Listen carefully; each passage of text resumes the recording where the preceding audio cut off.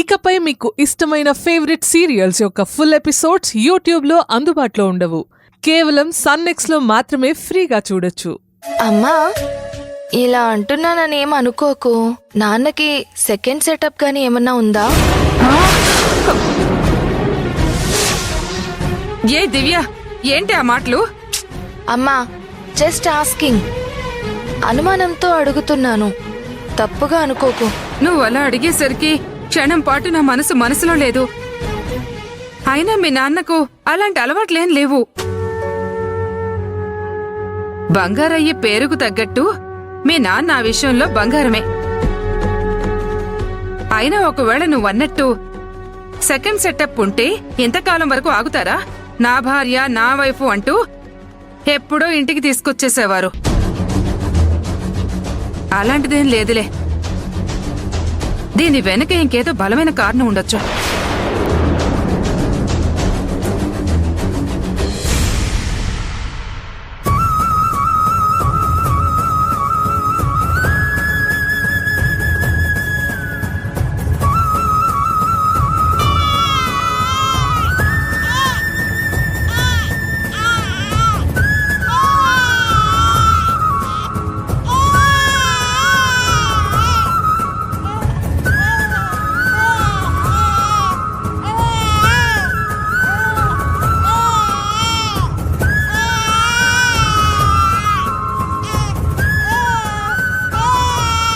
పల్లవి ఏడుస్తుంటే అలాగే చూస్తూ నిలబడ్డావేంటి?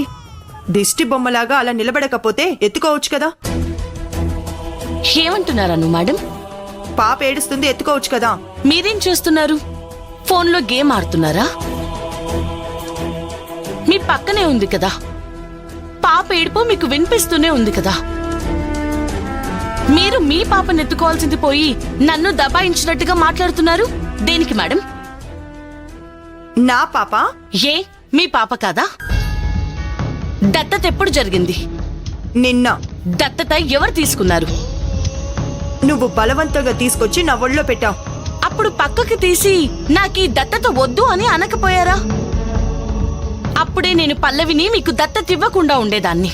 పల్లవి మీద ఎప్పుడైతే నా ఆస్తిని నువ్వు దొంగచాటుగా రాయించావో అప్పుడే నాకు పల్లవి మీద మనసు విరిగిపోయింది. ఆ మాటను బంగారాజు, బాబాయ్, కార్తీక్ ఇంట్లో అందరూ ఉన్నారు. వాళ్ళ ముందే ఈ మాట అనకపోయారా?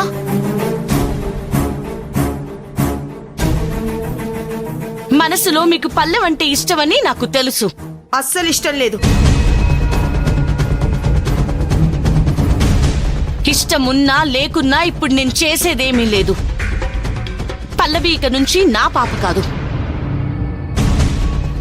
సో పాప గురించి నాకేంటి రెస్పాన్సిబిలిటీ? నాకు ఎలాంటి రెస్పాన్సిబిలిటీ లేదు. సెంటిమెంట్ అంతకన్నా లేదు.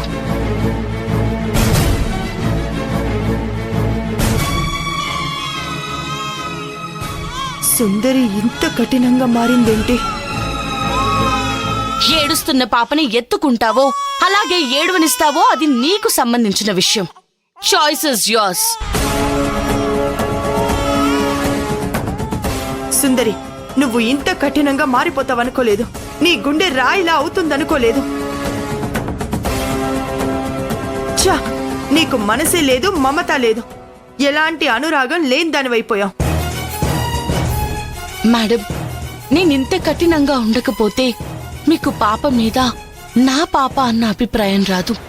ఈ పాప నిజంగా మీ కన్న కూతురు మేడం. అందుకే దత్తత జరిగే కార్యక్రమంలో అంత ధైర్యంగా ఈ పాపని మీ పాప కావాలని నేను మీకు అప్పచెప్పాను. నీ దగ్గర లవ్ అండ్ ఎఫెక్షన్ లేదు. టోటల్ గా నువ్వు డబ్బు మనిషివైపోయావు. చిచి,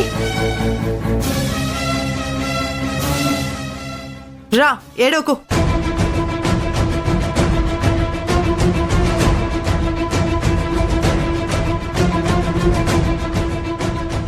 చూసారా మేడం, పల్లవిని మీరెత్తుకోగానే ఏడు పాపేసిందంటే పల్లవి మీ కూతురే. లేకపోతే ఏడుపెందుకు ఆపుతుంది? అంటే నా ఉద్దేశంలో మీరు పల్లవిని దత్తత తీసుకున్న విషయం పల్లవికి కూడా అర్థమైంది. అందుకే మీ దగ్గరికి రాగానే సైలెంట్ అయిపోయింది. అందుకే మీరెప్పుడూ పల్లవి మీద ప్రేమతోనే ఉండండి. నువ్వు నాకు నీతులు చెప్పొద్దు. పాపని ఎలా చూసుకోవాలో ఎలా చూసుకోకూడదో నాకు తెలుసు. సారీ అమ్మా, నువ్వేడుస్తున్నా నేనెందుకు ఆలోచిస్తూ నిలబడ్డానంటే నువ్వు మీ అమ్మ దగ్గరికి వెళ్ళాలి, మీ అమ్మ ప్రేమని నువ్వు పొందాలి. అందుకే నేనింత కఠినంగా ఉంటున్నాను తప్ప వేరే కారణం లేదమ్మా.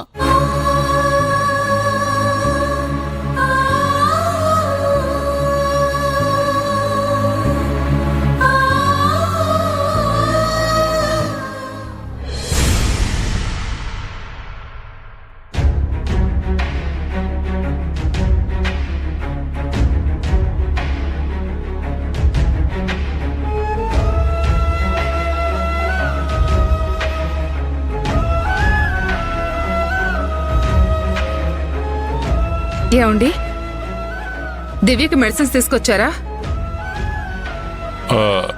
గుర్తులేదు తులసి. అవునులే, ఎందుకు గుర్తుంటుంది? మీకు ప్రపంచంలో ఏది గుర్తుండటం లేదు, ఎవరూ కనబడటం లేదు. ఒక్క అనునే కనపడుతుంది. గుర్తులేదు మర్చిపోయానంటే దానికి ఇంత రాద్ధాంతం చేయాలా? ఇలా అడిగింది మీకు రాద్ధాంతంలా ఉంది. దివ్య ఒత్త మనిషి కాదు కదా, ప్రెగ్నెంట్ అని మీకు తెలుసు కదా. టైంకి టాబ్లెట్స్ వేసుకోవాల్సి ఉంటుంది. ఇప్పుడు అంత ఇంపార్టెంట్ టాబ్లెట్స్ మీరు తీసుకురాకపోతే అడగొద్దంటారా? ఎవరు అడగొద్దంటున్నారు? కాకపోతే ఏది గుర్తుండదు, ఒక్క అనునే గుర్తుంటుంది అంటూ అను మీద పడి ఏడుస్తావు ఎందుకు? అమ్మ అనుని ఇప్పుడు ఏమంది నాన్న? తప్పుగా ఏం మాట్లాడలేదే. అది కాదు దివ్య, నేను మాత్రం ఇప్పుడు మీ అమ్మని ఏమన్నాను? టాబ్లెట్స్ తెచ్చారా అంటే మర్చిపోయాను అన్నాను. దానికే శ్లోకాలు చదవాలా? ఏంటండి శ్లోకాలు అని మాట్లాడుతున్నారు? ఇంట్లో ఉన్న ఆడపిల్ల గురించి గుర్తులేదు, కానీ ఎక్కడ ఉన్న అను గురించి మాత్రం బాగానే గుర్తుంటుంది మీకు. మీరు మర్చిపోతారని 1కి 10 సార్లు చెప్పాను. ఇంట్లో కూతురుంది, అది గర్భవతి అని, అది గుర్తుందా మీకు? దివ్య ప్రెగ్నెంట్ అని నాకు కూడా తెలుసు కదా, ఇప్పుడే వెళ్ళి తీసుకొస్తాను. అవసరం లేదు, మీరేంటో నాకు తెలిసిపోయింది. నేను వెళ్ళి తెచ్చుకున్నాను. నా కూతురు కదా, నేనే వెళ్ళి తెచ్చుకున్నాను. మీరెటూ వదిలేశారు. నేనన్నా అమ్మాయి గురించి పట్టించుకోవాలి కదా. అది కాదు తులసి. మరేంటండి, కన్న కూతురు గురించి కేర్ తీసుకోకుండా వదిలేసి నిన్నగాక మొన్నొచ్చినా ఆ అనునేమో నెత్తిన పెట్టుకుని ఊరేగుతున్నారు. ఏం మాట్లాడుతున్నావు తులసి? అనుకి ప్రాధాన్యత ఇస్తే దివ్యను వదిలేస్తానా? మాట్లాడే మాటకి అర్థం ఉండాలి. ఏంటండి అర్థమయ్యేది? మీ గురించి మాకు బాగా అర్థమవుతోంది. ఎవరని ఆ అనుకి అంత ఇంపార్టెన్స్ ఇస్తూ ఆమె వెంట తిరుగుతున్నారు? ఇంట్లో కూతురు ప్రెగ్నెంట్ అని తెలుసు కదా, ఎంత శ్రద్ధ తీసుకోవాలి. ఇది చేయకుండా ఎవరికో విలువిస్తారా? తులసి! నాన్న, అమ్మ ఇప్పుడు ఏమందని చెయ్యెత్తుతున్నారు? నీకు అను అంటేనే ఇష్టమైతే తన దగ్గరికే వెళ్ళి ఉండండి, మేమేమీ అడ్డు చెప్పం. నాన్న, రోజు రోజుకి మీరిలా మారడానికి కారణం ఆ అను మీద మీకున్న ప్రేమ ఆప్యాయత ఎక్కువవుతున్నాయి. నన్ను మీ కన్న కూతుర్ని కాదని మీరు ఆ అనుని ఎందుకింత అభిమానించడానికి కారణమేంటో మీకే తెలియాలి. రామ్మా.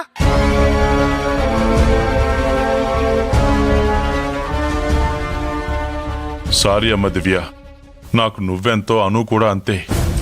అను నా సొంత కూతురు అనే విషయం చెప్పలేకపోవడమే నా ఈ పరిస్థితికి కారణం.